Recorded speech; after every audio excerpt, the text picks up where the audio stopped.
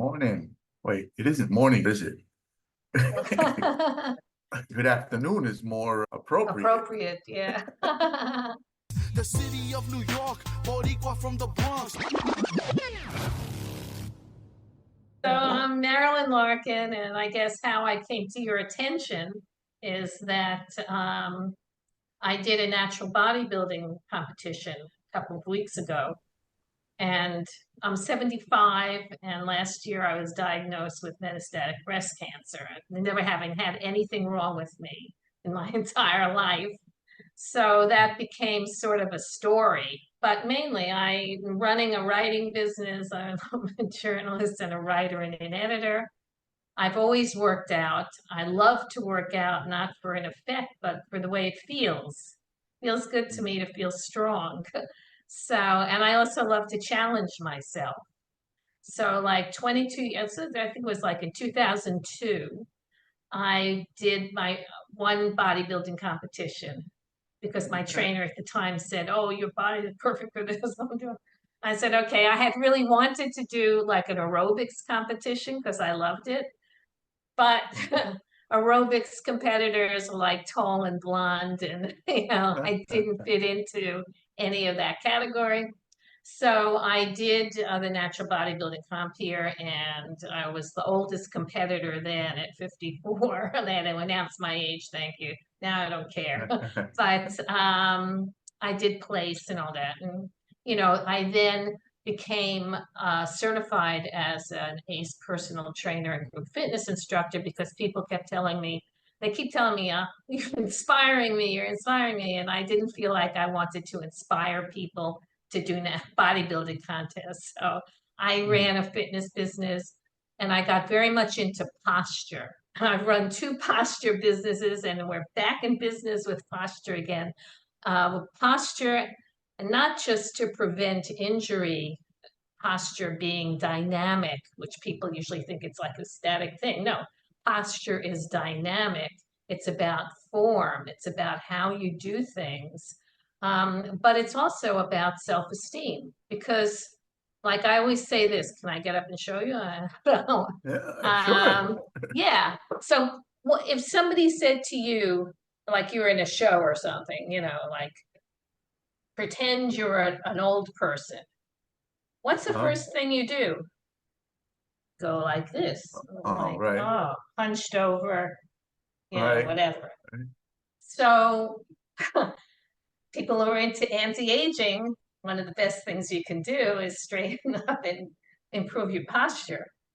Also, when you look down, which a lot of people like to shuffle and they look down and they don't have self-confidence, your head is actually pulling you down as much as your chest muscles, which are bigger than the back muscles. You really have to work to keep them up. Then you're going to be going forward, you're going to be looking down. And, I've done this exercises with people. If you just change one of those, and people shuffle, don't shuffle, walk and look straight ahead, and you will feel better. You'll be able to breathe. You'll be able to see people and things in front of you instead of what's on the floor. So these are just a few of the connections, that I've seen. And I really think it's critical. Posture isn't sexy, but it's so important that there has to be a way to make people aware that you don't have to wear bands and stuff like that to hold yourself up. That was one of the things I was gonna like ask you about when it says, because I wrote down some notes here and it says posture expert. And I was like, are we literally talking posture? I'm gonna turn sideways, right? So you can see you see what's up with my neck, your right? cervicals. Yes, it's doing things in not the most efficient way. It's doing all those things because I did the same thing.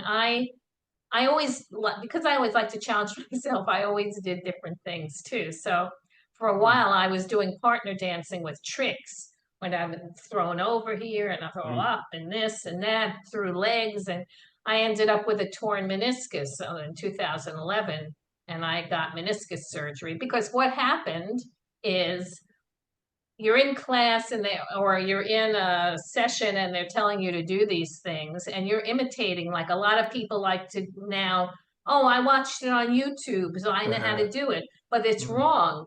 You have to know from the inside. We never had training. If somebody doesn't train you or share with you how to execute a move properly, then you're going to be doing it improperly. And it's always from, I don't mean you personally, I mean everybody. Yeah, of course. But it's always from the inside out, and people want to go from the outside in. They want to go from a YouTube video, or they want to see, oh, look, she's flipping over and back. I can do that.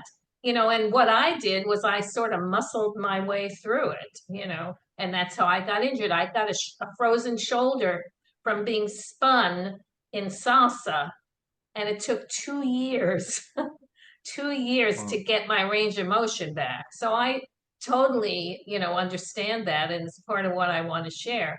If somebody's spinning you don't dance with that person because they tell you, I'm jumping around here, but they tell you, oh, like dance defensively. The guy's going to be spinning you, so you have to be holding the. I don't want to dance defensively. Yeah, this I'm isn't a dancing to fight. have fun. I'm not going to dance defensively. Put your guard So, up. just stay away from that.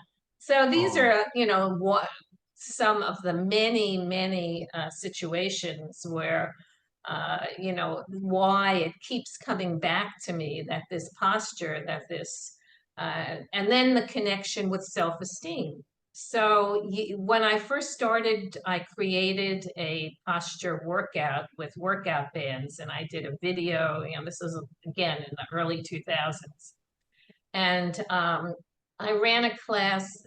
Dress for Success was running a fitness pilot, and my trainer recommended me to do my posture program with these women who generally are underserved and need not just Dress for Success, but other ways of becoming more confident and self-esteem.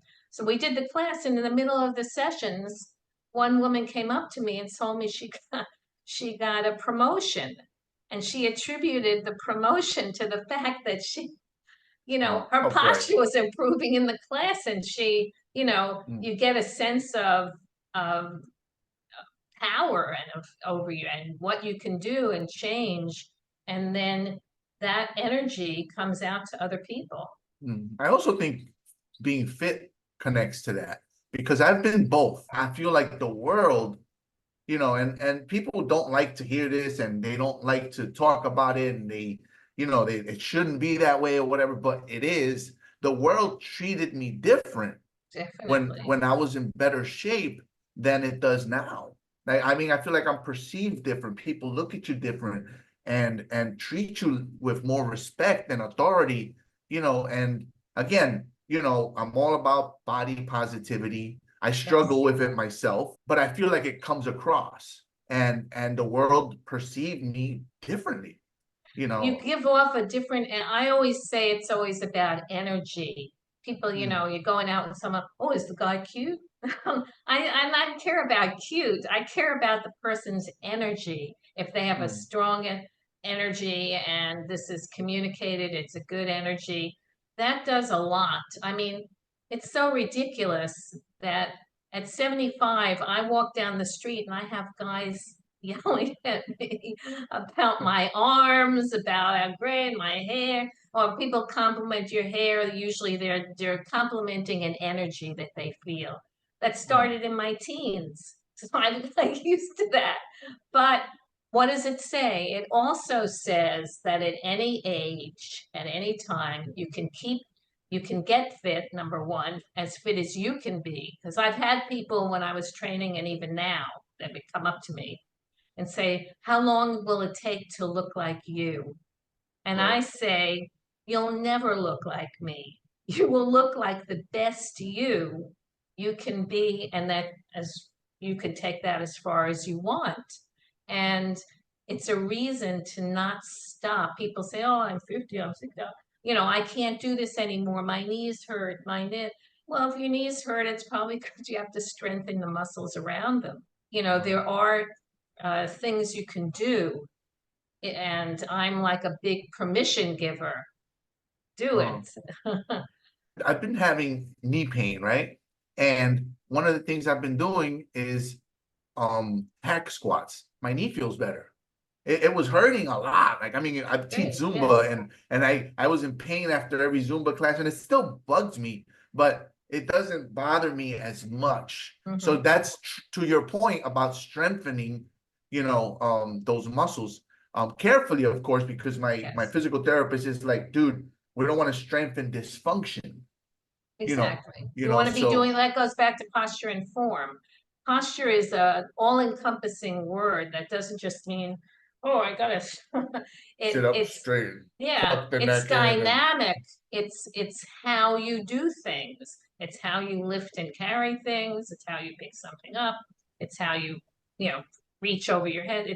It's all these things that people don't realize. It's about function. It's practical. And I think practical things are what people need. I mean, you can look that I did the natural bodybuilding. I may do another one as well now. So I survived this one. The eating is worse, the worst way, yeah, as I'm sure you know. it's tough. Um, Yeah, for sure. but not everybody has to do that, but you set your own goal. But that's not really function. That's Right. about effect. And whenever I worked out, it was because I love the way it feels. And I never really looked at the effect. And then, of course, when I get older, I see, oh, it had an effect, and it Oh, continues to have an effect. And in terms of the cancer, I am totally convinced that oh, I've been stable by having refused chemo and everything else that they told me they want me to have, because I take one little pill. But I work out. I worked out through the whole thing. I had 2 surgeries. I had radiation. I kept working out. I had to go down to lifting just 5 pounds because after the surgery you can't lift more than it, and got built back up again. So oh. I'm convinced that that's one of the keys to health. Um, Did you get rid of the cancer? no, I What's still have it. So it metastasized to my liver, and the liver is swollen, which was not such a nice thing in the bodybuilding because all my abs, which are very strong, are underneath like a swelling because it oh, also um, creates a situation where there's fluid retained in the stomach area. But it's hmm, been stabilized, even though I did not, I said no to the various chemo? medicines that they wanted, a chemo and targeted. And I said, listen, quality of life is everything to me. If I don't have quality of life, forget it. And anything that they were suggesting had such risks and such side effects that I didn't want to go through it. I didn't Oh, know that what I was doing would have this positive effect. I just knew that I didn't want that, right, and that right. I had trusted my body, I had to listen to my body, like you did to figure out the exercises that you needed to do in order to just, I mean, I thought I was end of it. I did all my paperwork, I got all the Oh, paper together, all this like a little over a year ago. But I'm still here. Well, I'm still here. This Get Unbent, which is the new project I'm launching, is about getting unbent physically and mentally, emotionally out of your comfort zone. And I think, I want that to be like my legacy. People keep coming up to me telling me I'm inspiring them, even when I'm just walking around the street, I'm not doing anything. So I want to reach as many people as possible and say, listen, I'm challenging you. At whatever level you're at, we're going to be launching a challenge, a posture challenge. Easy exercises, but you got to do them. When you do them, you feel a difference. So this is a way of reaching more people with the same message. oh, Get up and oh. what? That's kind of trippy. So you're living with the cancer. I do know of an older lady, like she was like in her 80s or something, and she also refused treatment and she lived through it and she was chilling and she was like, some argue that what hurts you is the chemo and the treatment, that's what actually ends up, Feeling yeah. Well, you know, unfortunately, you know, a friend of mine said her friend got breast cancer and they wanted her to do chemo. And she said, give me everything. I want chemo. And she said, wait a minute, my friend Marilyn, you know, she refused this. You know, the woman went through it and a month later she was gone. wow. You know, I mean, I'm Yeah, not saying that happens to everybody. There are people that go through it, survive, and, you know, thrive. But right. you have to know yourself. I mean, I have never wanted, you know, things from the outside going into my Right. body. So Right. It's definitely it's a tricky thing. Like I've had some like anxiety, but not like, you know, I'm a little anxious. I'm talking about full-blown panic attack 24/7 where I couldn't sleep. I still have it, but to a lower degree due to taking medication. And I didn't want to, but I had to kind of accept it. yeah. You know, even like blood pressure medication, you know, Mhm. since I was a little boy, I had high blood pressure. And they always Okay. told me, you know, like this is gonna harm you if you don't, you know, and I kept always trying to do it naturally and through diet, and you know, I was ripped and I was shredded, and my blood pressure was still jacked. Yeah. And they're like, listen, you're at such a bad point where you're gonna have a stroke if you don't take these meds. I mean, Right. you know, because I ended up in the ER a few nights, and you know, just at home sleeping, and I could hear tutum, tutum, tutum, Uh, tutum, and they're like, it's gonna, you know, and I had to kind of accept that, but I reluctantly, you know, no, well, I'm the especially same the. thing. I take this one little Mhm, tiny hormone therapy pill because after I had refused the other stuff and after this, I had a day where I felt like really bad. And I was like, oh, you know, I just like collapsed maybe mentally and physically. And the medical oncologist went down, the medical oncologist prescribed this hormone pill, which has been around for 25 years. So it's been in use. It's used for fertility also. Whenever I took it, and 2 days later, I felt perfectly fine. And mhm, thank God I'm still feeling fine just taking this once a day. Yeah, I get monitored so the MRI can show that the metastasis is still there, but it's not spreading. You know, mhm. that's the thing. They don't want it to get worse. And you have blood work that shows various things too. My blood is, you know, just pretty good.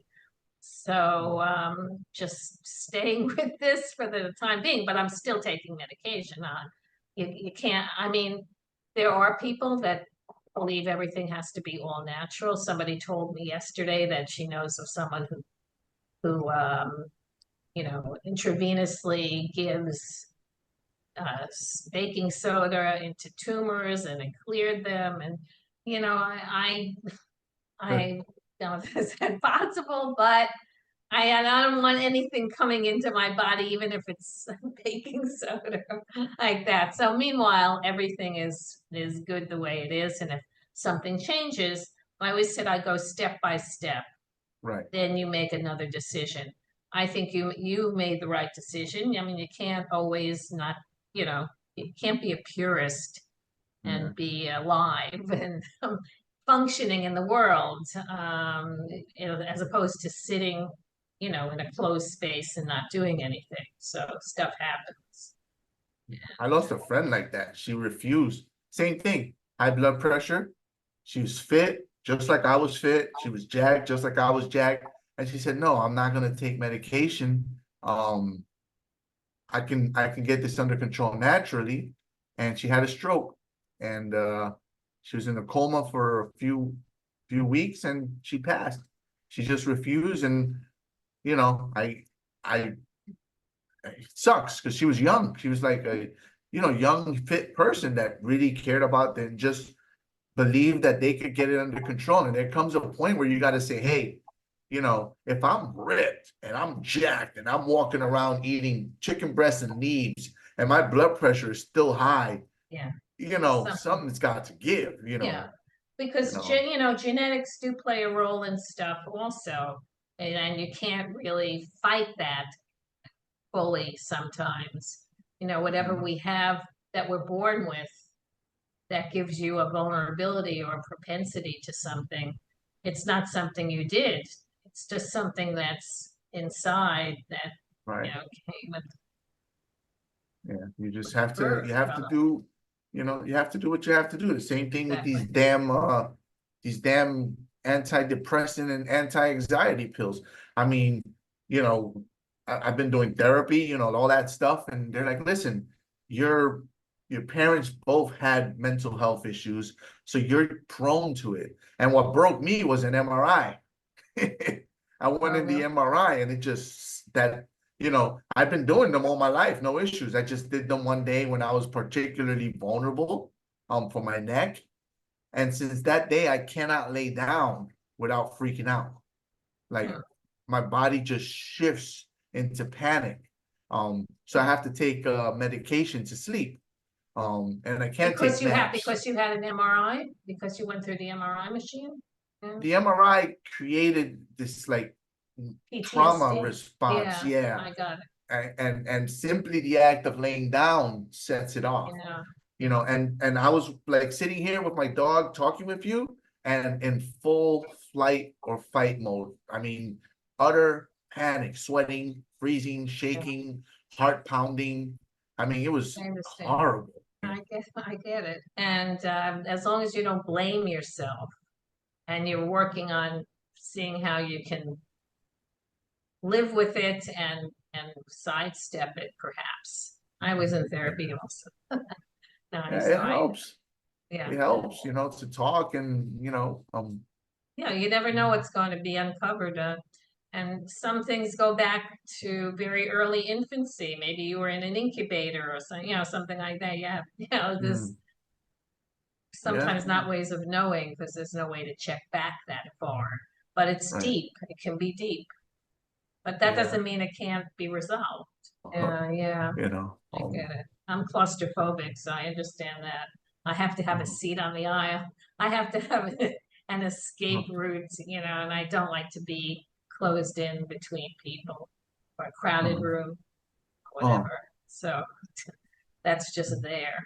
and you do okay with the MRIs despite that?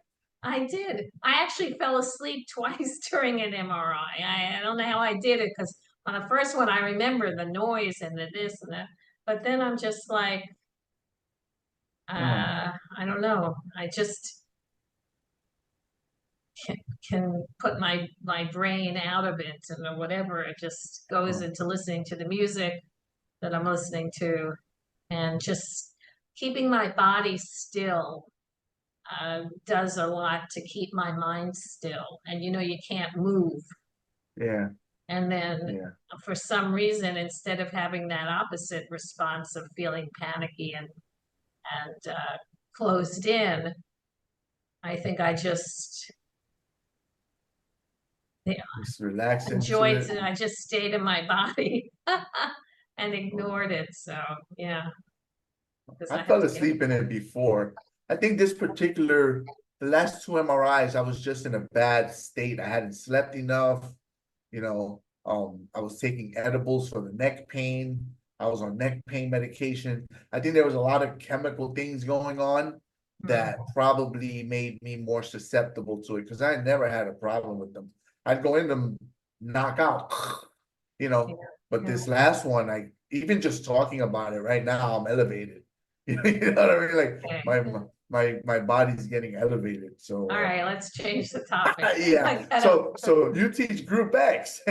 What's your yeah. format? Yeah, and what else can I say?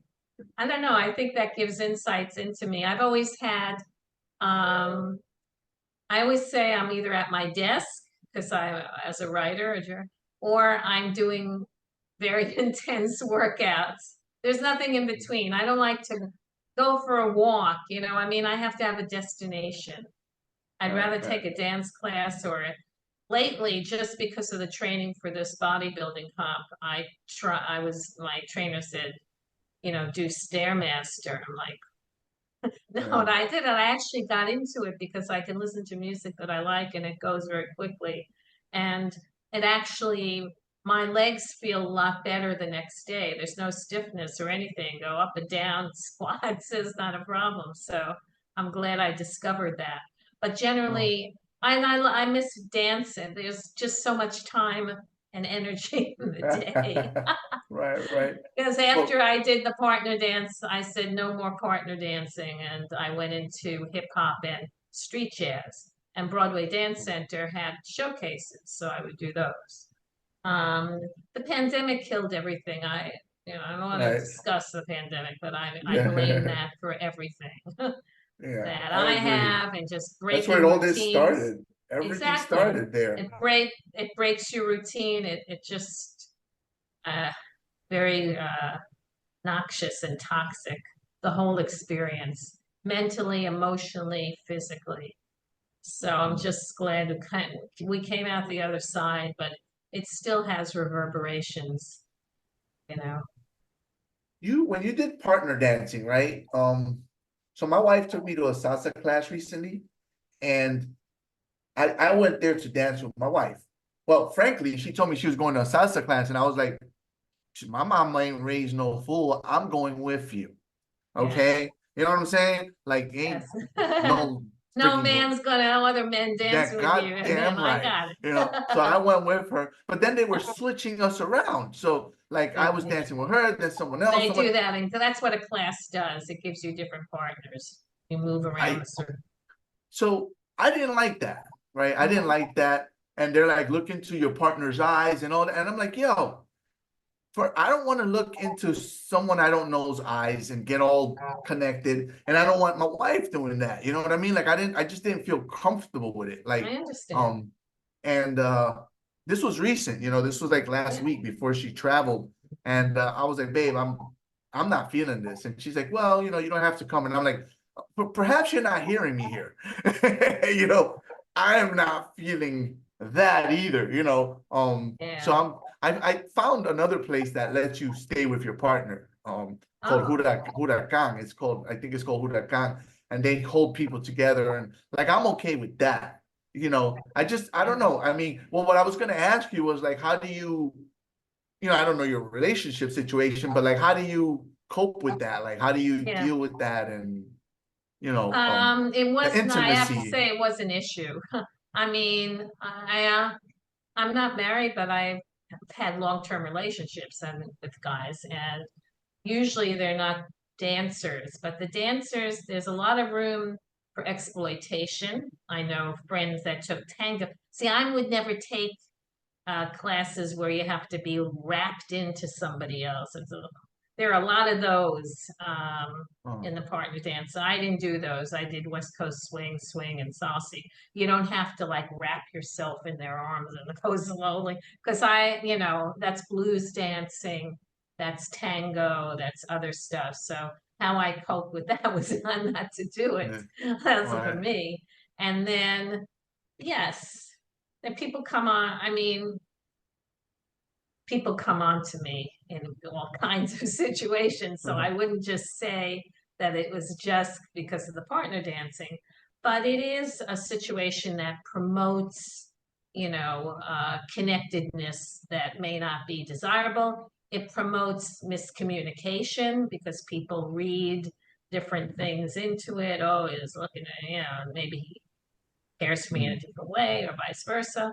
It didn't interfere with my relationship, though I did if the person I'm with doesn't dance, they're not going to come to that class, but they're going to be worried. So I would get calls, Oh, texts, like, that kind of stuff. right, Um, right. like, oh, you're going home now, this and that. So people deal with it in different ways, but I never looked to um, to the dance class for a relationship, but many people do. That's what they want to find someone who does what they like to do, and some find it. Well, it's intimate, right? I feel like dancing Yes, creates an intimacy, a connection. it So my does. wife, she started training jujitsu, which I train, and they train that with guys and stuff. And I wasn't comfortable with that. but I kind of accepted it because it's for her safety and stuff, right?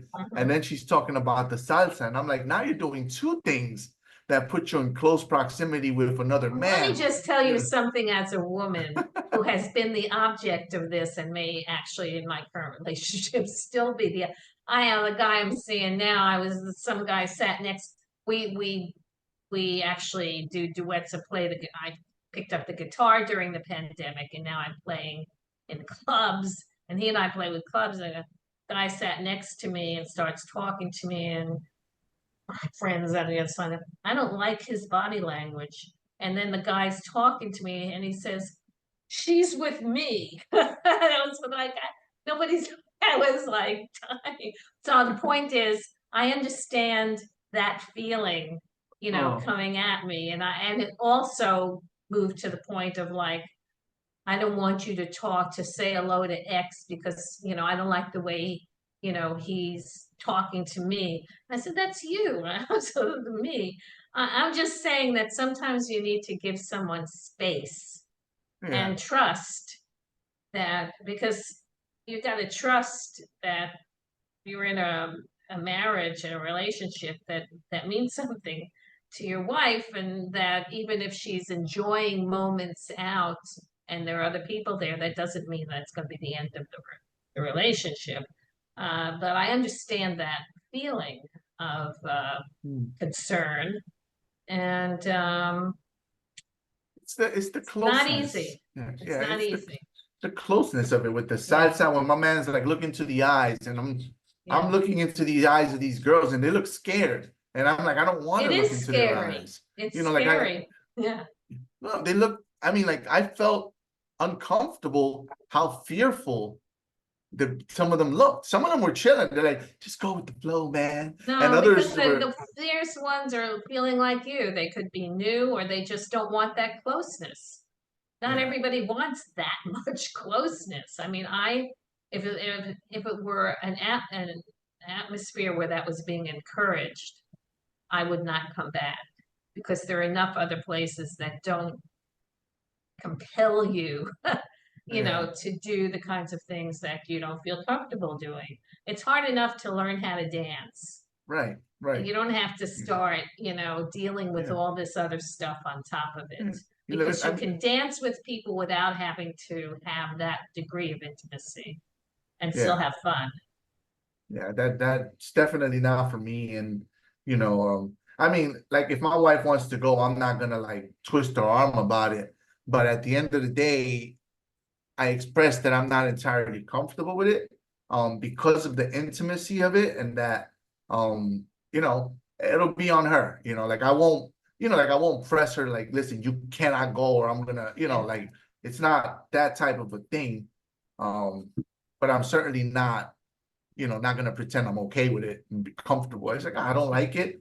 And you got to be prepared for how I might react, kind of thing, it's unfortunate. I think it's insecurities, but it goes beyond that because of the intimacy of it. It's not like with jujitsu, definitely, I think it was more just that insecurity as a man or whatever, with the salsa, I think my concerns are valid because it promotes that closeness, it promotes that connection. And listen, I'm not trying to if I were single and I were there with those girls and they're like, oh, okay, it's different. Like, okay, you know what? These chicks are cute. Like, this is dope, not as a married man who's not, No, you have to separate the dance from the environment in which you learn the dance and do the dance. There are lots of different types of classes, as you've already discovered. There's different types of dances also. And, I think it's a shame. I mean, we used to talk about this all the time, that people, want to be hugged, they want to be touched, and they get that in the class. I was like, ew. I personally don't want strangers touching me. And, touching me beyond the holding hands of a dance class. I don't need or want the other thing. It's an invasion, I feel, of me. I choose who I want to touch me, is what it Correct. boils down to. So I'm just saying then you can find, or she can find if she wants to, other classes. I just don't think we should just say all of salsa, all of tango. Tango is different because it really is, you wrap your legs around. The steps itself, the way of doing it is wrapping around the other person. But salsa does not have to be that way. There are moves that can be, but there are also moves that don't have to be that way. You teach group exercise? I have my certification, but I haven't used it recently because I'm doing so many other things, and I had ran the fitness business. I like it more now for when I do posture workshops, because I do different kinds of exercises with people, like going down the Soul Train with their, like going on a red carpet walk. So the group gets involved in a whole different kinds of stuff that I give them to show and to feel what it feels like to move freely with good posture. Because a lot of times women, they think it means, oh, I'm sticking my chest out and nobody will like it. I said, that's not good posture. That's not what it's about. But what does it feel like to move around with confidence, like you're on a red carpet and the music's playing? So that's the kind of group fitness things I've been doing, though I was certified for Zumba way back, but rather than an ongoing fitness class at this point. Yeah. But I would do one if I would do one. I do them sometimes, like if people get together and they want to have a class on a specific thing, or they just want to work out.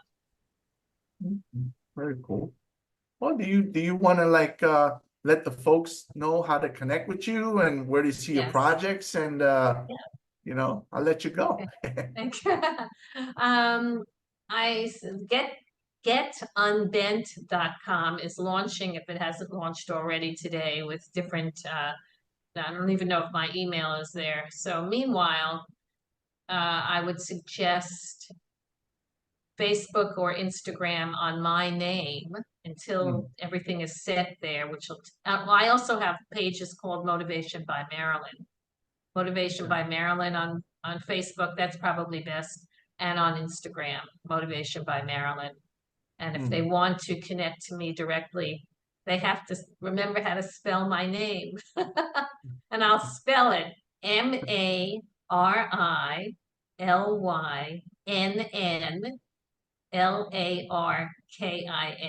So I have personal pages under that as well, and I'll be building a Twitter. Not Twitter. X. I have Twitter. When the video. TikTok. Yes, thank you. The video platform. But Get Unbent should be in place in the next, I don't know when this is airing, but this will be in the next, in this week. And that's where they can look, getunbent.com. Awesome. Okay, thank you. Yeah, it's been a pleasure talking to you. Same here. All right. Great day, and maybe we'll talk again. Yeah, we'll be in touch. Take care. Great. Best of luck. Thanks, Angel. Okay. All right. Bye-bye. Well, bye. You are listening to the NYC Talking podcast. www.nyctalking.com. Please like NYC Talking on Facebook. Please follow Angel R Talk on Twitter and Instagram. We are NYC Talking, the realest lifestyle blog ever. Thanks for listening.